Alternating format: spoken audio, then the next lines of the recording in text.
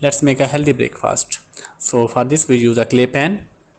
Add 1 cup of oats inside, quick oats. After this we just make it spread it properly. Now we will add apples. I am using apple. You want to use some other fruit, it's your choice. You can use banana, you can use berries, grapes, whatever you like. You can add any of the fruit inside.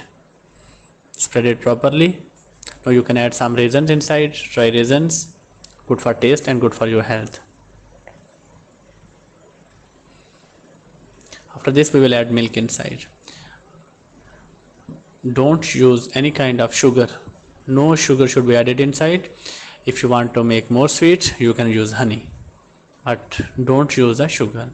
Now it's ready. Now we will cover it with aluminium foil and put in the fridge. If you don't want to use aluminium foil, you can use you can just cover it with something, and next morning your breakfast is ready. Enjoy the food.